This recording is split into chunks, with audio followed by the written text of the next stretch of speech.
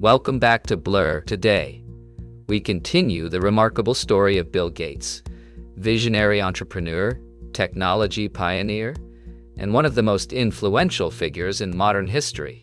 If you haven't listened to part 1 yet, we highly recommend starting there first, where we explored Bill Gates' childhood, his passion for computers, the founding of Microsoft, and the early decisions that set him on the path to changing the world. In this second and final part, we'll follow Gates as Microsoft rises to global dominance, examine the challenges, controversies, and competition that shaped his career, and discover how he reinvented himself as a philanthropist dedicated to tackling some of humanity's greatest problems. This is the conclusion of an extraordinary journey through innovation, leadership, wealth, and legacy. So sit back, relax, and enjoy part 2 of the Bill Gates Biography, here on Blurr. Chapter 6. Rise to Power. Audiences don't just want he became a major philanthropist. They want the actual mechanics behind how the Gates Foundation became, within roughly 2 decades, one of the most influential single forces in global public health, rivaling the budgets and policy influence of entire national governments and multilateral organizations. Here is exactly how it happened.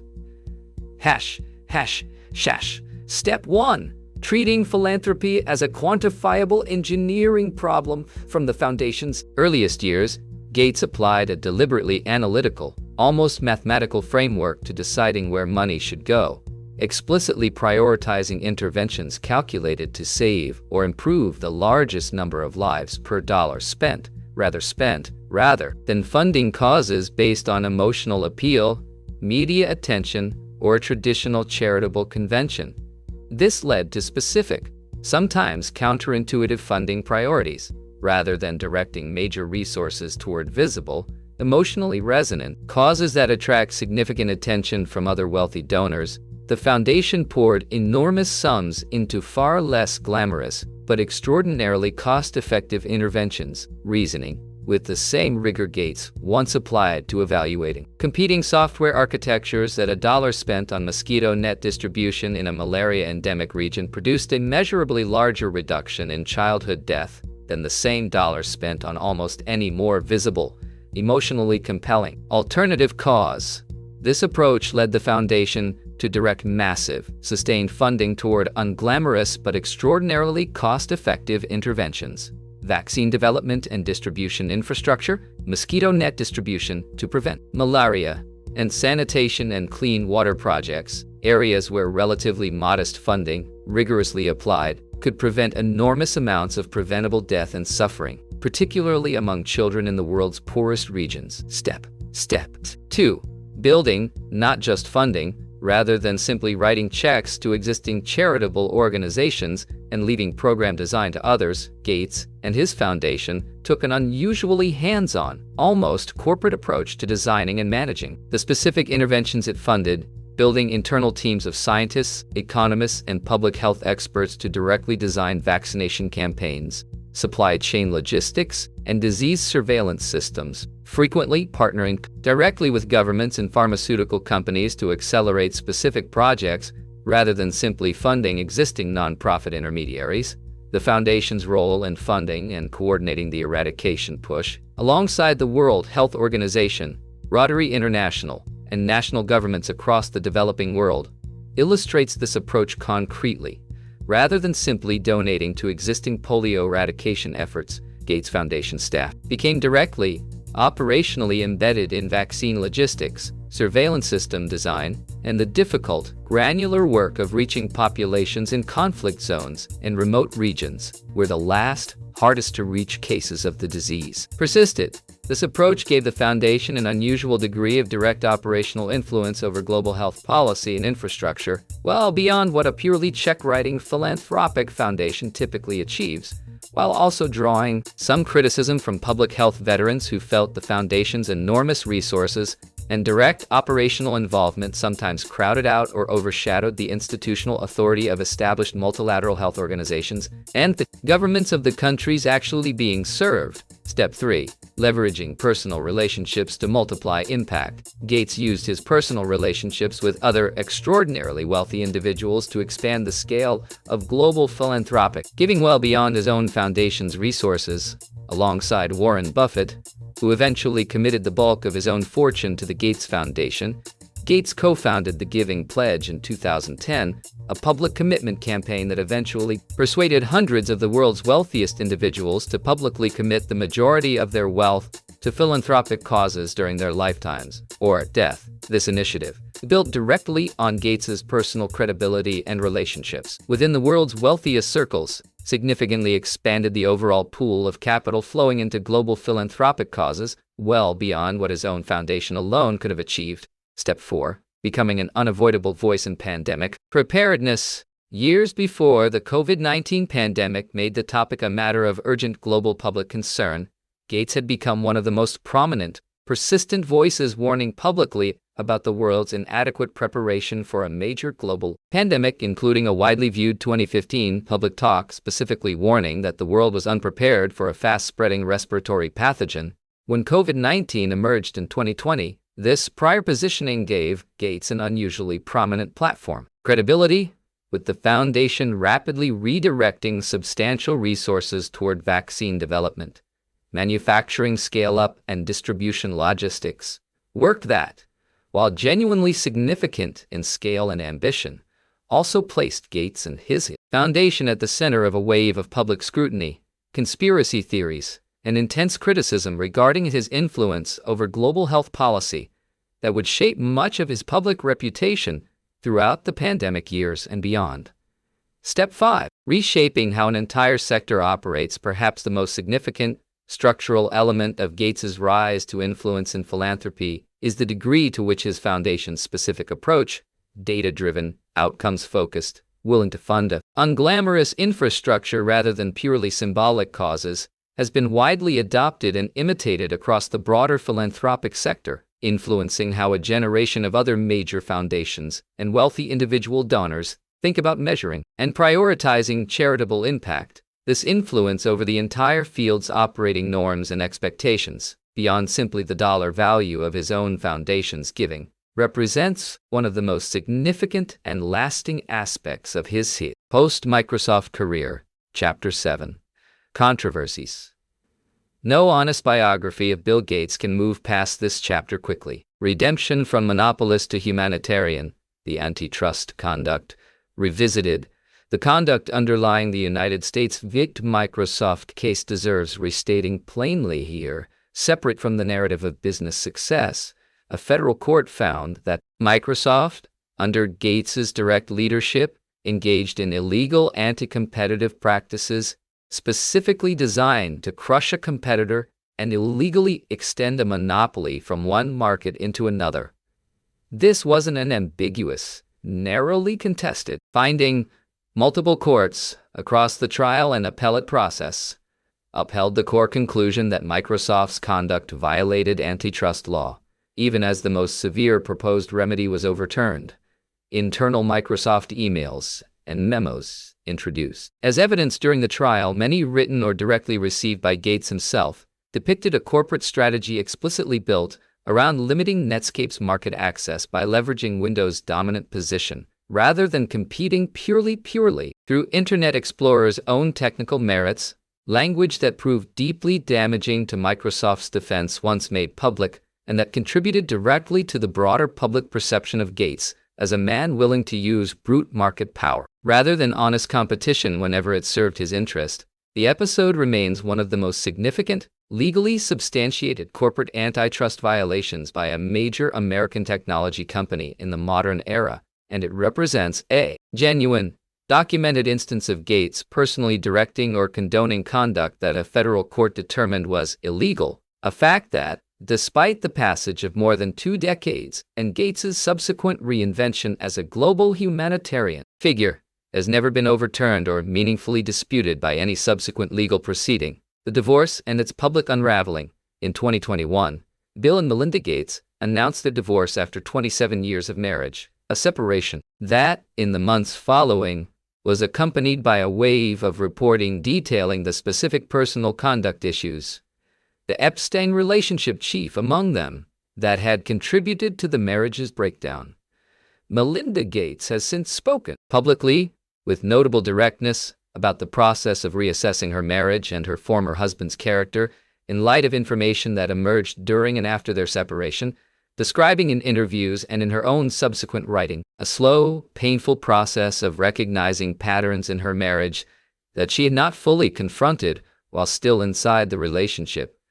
She continued to co-lead the Gates Foundation alongside him for a period before eventually stepping away from that role entirely in 2024, citing the breakdown of trust between them as incompatible with continuing to run a shared philanthropic institution together, a decision that effectively ended one of the most significant philanthropic partnerships in modern history and left Gates as the foundation's sole chair, a structural change with real implications for how the institution's decision-making and public accountability function going forward, now concentrated in a single individual rather than the YAO, divided between two co-equal leaders, with at least some built-in mutual check on each other's judgment. The relationship with Jeffrey Epstein. The single most damaging controversy to Gates's reputation in recent years involves his relationship with Jeffrey Epstein, the financier and convicted sex offender who pleaded guilty to soliciting prostitution from a minor in 2008 and was later, before his 2019 death in custody, facing additional federal sex trafficking charges involving multiple alleged minor victims. Despite Epstein's conviction being public knowledge, Gates continued meeting with him on multiple occasions over a period of years following the conviction, including visits to Epstein's properties in New York and elsewhere, with Gates's own representatives initially characterizing the relationship as limited to discussions about potential philanthropic fundraising strategies for global health causes, and specifically the possibility of Epstein helping connect the Gates Foundation with other extremely wealthy potential donors. Subsequent reporting, including detailed investigative pieces published by major news outlets in the years following Epstein's death,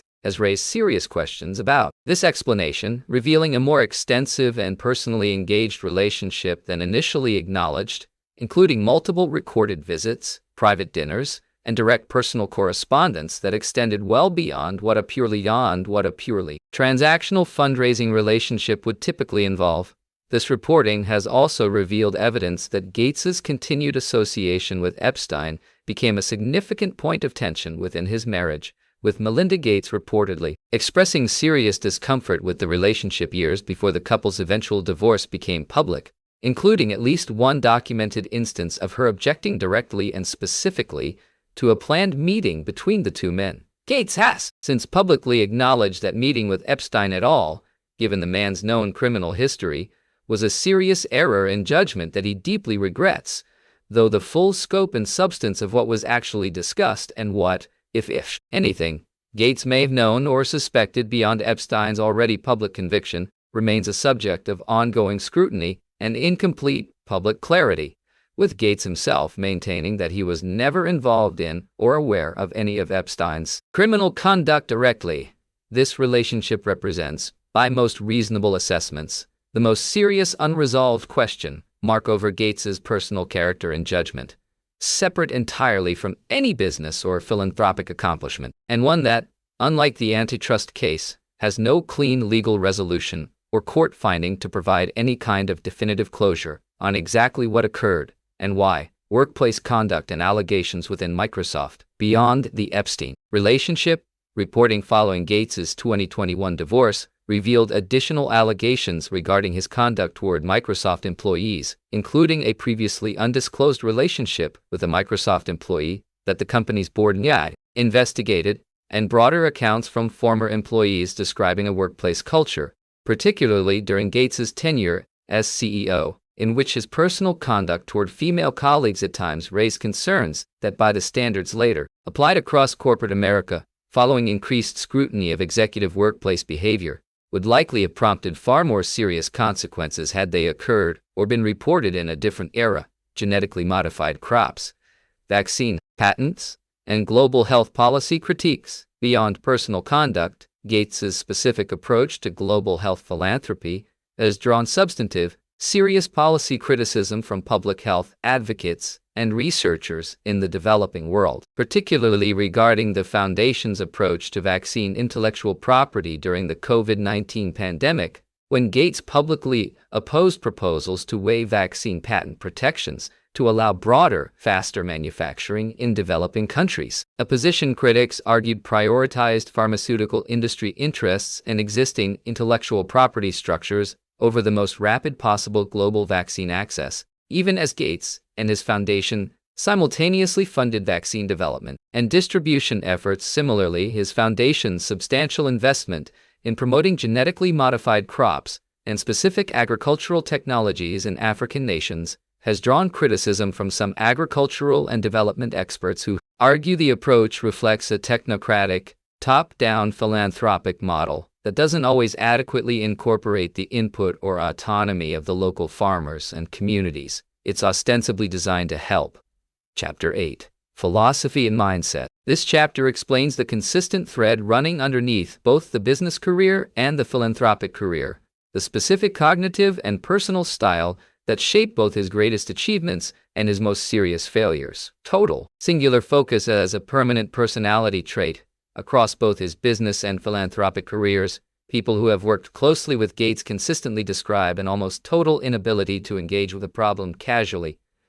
Once something captured his attention, whether a software architecture decision in the 1980s or a malaria eradication strategy decades later, he pursued it with an intensity that left little room for half measures, distraction, or simple acceptance of conventional wisdom.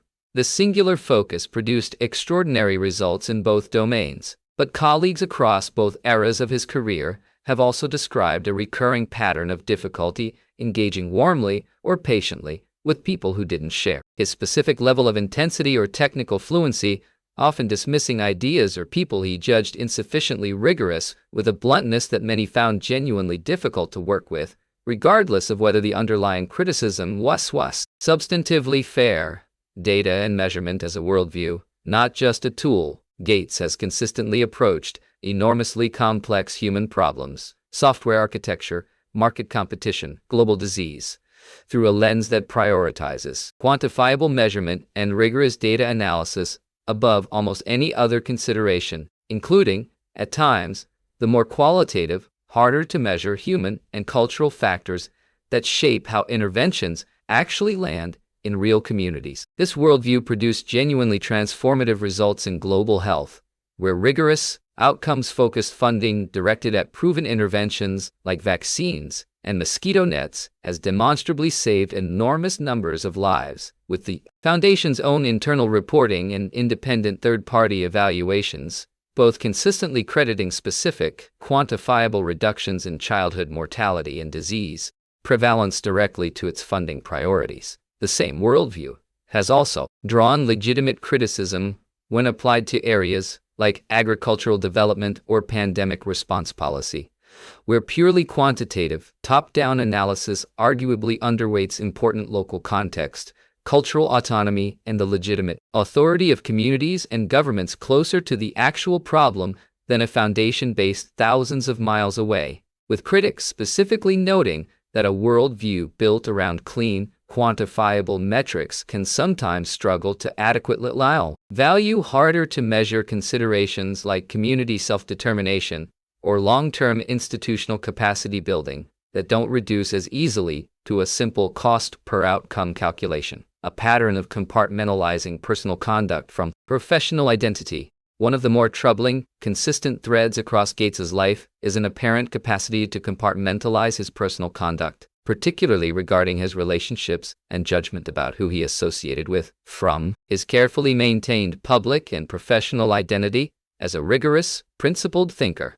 The continued relationship with Epstein, maintained well after the conviction was public knowledge, and the broader allegations regarding his conduct toward Microsoft employees during his tenure as CEO, suggest a man capable of applying extraordinarily rigorous ethical and practical standards to his business and philanthropic decision-making, while applying considerably less rigor or self-scrutiny to his own personal conduct and relationships, a disconnect that he has since acknowledged. at least partially, but one that remains incompletely explained, even by his own public statements. This pattern is particularly striking given how thoroughly the rest of his public identity has been built around precisely the kind of rigorous self-examination and evidence-based decision-making that, by his own account, he failed to apply to his own personal judgment during the very years Epstein relationship was ongoing, raising uncomfortable but legitimate questions about whether the same intensely analytical mind that revolutionized global health funding decisions simply chose, consciously or not,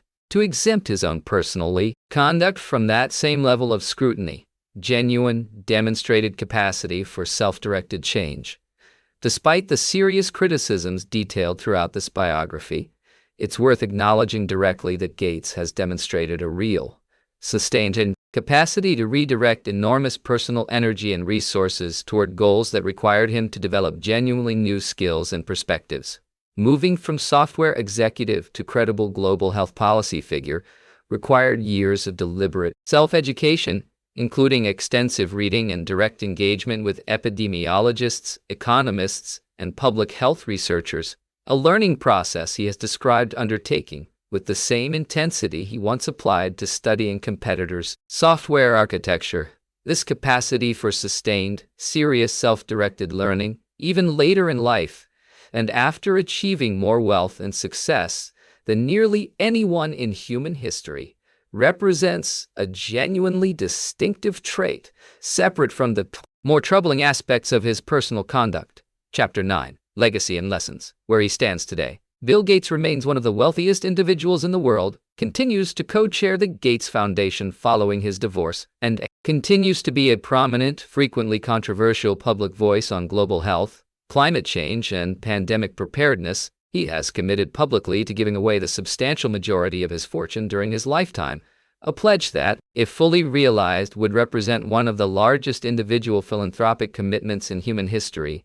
His public reputation, however, remains genuinely unsettled and contested in a way that distinguishes him from many other prominent business figures of his generation, simultaneously credited with saving millions of lives through global health interventions, and burdened by serious, well-documented questions about his personal judgment and past business conduct that have not been fully resolved or explained, even by his own public accounting. Why he still matters? Gates's importance rests on genuinely separate, sometimes conflicting legacies that deserve to be assessed individually rather than collapsed into a single law. Verdict. As a businessman, the licensing structure he negotiated with IBM in 1980 remains one of the most consequential single contractual decisions in the history of the technology industry, directly responsible for Microsoft's multi-decade dominance and for shaping how the entire personal computing industry developed around a Microsoft-controlled standard. A structural legacy still visible today in how thoroughly Windows and Microsoft Office remain embedded in corporate and government computing infrastructure worldwide. More than 4 decades after that original deal was signed, as a legal precedent, the United States v. Microsoft case remains a foundational reference point in ongoing debates about how antitrust law should apply to dominant technology platforms, debates that have only grown more urgent and relevant in the decades since, as a handful of even larger technology companies have faced similar scrutiny over market dominance, with regulators and legal scholars regularly citing the specific legal reasoning and evidentiary standards established during the Microsoft case as a direct template for evaluating modern platform monopoly concerns. As a philanthropist, the specific operating model Gates built, data-driven, outcomes-focused, willing to fund unglamorous infrastructure, has measurably and significantly improved global health outcomes, particularly in vaccine distribution and disease eradication campaigns that have saved millions of lives in the world's poorest regions, while also reshaping how an entire generation of other wealthy donors and major foundations approach the practice of large-scale philanthropy, with the specific language and metrics Gates popularized. Per life saved, disability-adjusted life years, rigorous randomized testing of intervention effectiveness, now standard vocabulary across the broader philanthropic and global development sector, in a way that simply was not the case before his foundation's influence became dominant. And as a cautionary example, his relationship with Epstein and the broader allegations regarding his personal conduct serve as a sobering, widely discussed case study in how even genuinely significant, well-documented humanitarian accomplishment does not automatically purchase exemption from serious scrutiny of personal character and judgment, a lesson that has resonated well beyond Gates's own specific case in an era increasingly attentive to the gap that can exist between a public figure's carefully maintained reputation and their actual private conduct, and one that has prompted broader public conversation about how institutions, journalists, and the public more generally should weigh documented humanitarian achievement against documented personal misconduct, without simply allowing one to silently cancel out scrutiny of the other. Lesson 1. A single structural decision can outweigh almost everything else you do. The IBM licensing deal in 1980 was, by any measure, the single most consequential decision of Gates's entire career, more important than any specific piece of code, any single product launch, or any individual competitive maneuver that followed. The lesson generalizes well beyond software. Identifying securing the right structural position within an emerging system, not simply working harder or building a better individual product, is often the decision that determines whether decades of subsequent effort compound into extraordinary success or simply produce steady, unremarkable results. Few people get the chance to make a decision with this kind of leverage, but recognizing when such a decision point has arrived and having the negotiating discipline to secure the right structure rather than simply taking the most immediately available deal is a skill that generalizes across nearly any competitive field. Lesson 2. Total competitive intensity doesn't automatically become wisdom when redirected. Gates's transition from ruthless monopolist to data-driven philanthropist did not require him to fundamentally change his underlying personality or competitive intensity. It required him to redirect the exact same trait toward a different scoreboard. This produced genuine, measurable good in global health. It did not, on its own, produce greater wisdom or self-scrutiny regarding his personal conduct and relationships, which remained, by his own later admission, seriously flawed even during the same years his foundation was achieving its most significant humanitarian successes. The Epstein relationship, after all, continued well into the period when the Gates Foundation was already being widely celebrated for its global health work, meaning the same man was simultaneously being lionized publicly and exercising seriously questionable personal judgment privately, with no apparent sense that the two should have been in tension with each other. The lesson is an important generalizable one. Redirecting a powerful trait toward a more flattering or more genuinely beneficial target does not automatically resolve the underlying weaknesses that trait may also produce elsewhere in a person's life. Genuine character growth requires separate, deliberate attention beyond simply choosing a better arena to compete in, and the absence of that separate attention, in Gates's case, eventually produced consequences serious enough to end his marriage and permanently complicate his public reputation. Lesson 3. Legal vindication and moral vindication are not the same thing. Microsoft avoided the most severe possible legal consequence in the antitrust case. The court ordered breakup, but the underlying finding that the company had engaged in illegal anti-competitive conduct was never overturned. Similarly, Gates avoiding the most severe possible reputational or legal consequence regarding his judgment and associations does not, on its own, constitute a clean bill of moral or ethical conduct. The lesson: surviving a legal or reputational crisis with your most severe possible consequences avoided is not the same as having been genuinely vindicated, and the distinction between didn't face the maximum possible consequence and didn't actually do anything wrong is one worth holding on to carefully for public figures and in everyday judgment alike, since the absence of the worst possible outcome is frequently mistaken in public discourse for genuine innocence or full accountability, when it is often simply a reflection of how difficult the legal and reputational systems make it to impose the maximum possible consequence on anyone with sufficient resources and legal representation. Lesson 4. Enormous documented good and serious documented misconduct can genuinely coexist without canceling each other out. Perhaps the most difficult, important lesson of Gates's life is the discomfort of holding two simultaneously true facts without letting either one erase the other.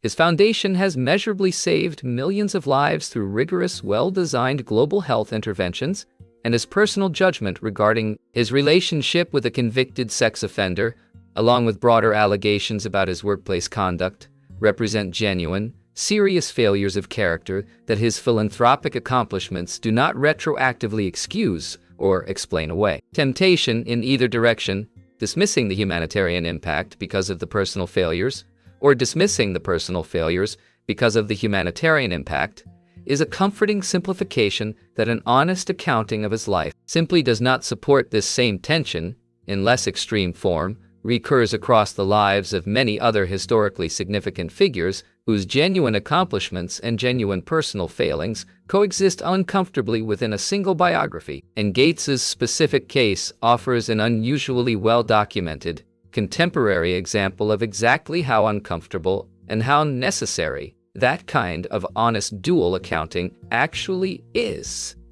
Bill Gates was never simply the tech genius who became a philanthropist, and the popular shorthand version of his story, sanded down into a clean redemption arc, badly understates how genuinely unresolved his legacy remains. He built one of history's most dominant companies through a combination of real technical insight and conduct a federal court determined was illegal. He then redirected the same singular, relentless intensity toward a global health mission that has, by rigorous measurement, saved an extraordinary number of lives, while simultaneously exercising a level of personal judgment, particularly regarding his own relationships and conduct, that fell seriously short of the rigor he applied to nearly everything else in his professional life. Understanding Bill Gates fully means resisting the comfortable instinct to resolve his story into either pure villain or pure hero. He is, more honestly, a case study in how total, singular focus can produce both extraordinary measurable good and serious, well-documented harm, sometimes from the very same underlying trait, inside the very same unresolved life. The 13-year-old who couldn't stop himself from spending every available hour at a borrowed mainframe terminal in 1968, and the billionaire who couldn't stop himself from maintaining a relationship with a convicted sex offender decades after the conviction was public, were never two different people occupying the same body at different points in time. They were the same relentless, singularly focused mind, simply applied across one extraordinarily consequential and extraordinarily complicated lifetime to whatever happened to capture its total attention next, sometimes to the world's profound benefit and sometimes not. If you enjoyed this biography, please support the channel by giving this video a like, subscribing to Blurr, and hitting the notification bell so you never miss future biographies, true stories, immersive audiobooks. And before you go, we'd love to hear from you. Leave a comment below and tell us, what lesson from Bill Gates' life inspired you the most? Thank you for listening, and we'll see you again in our next story here on Blurr.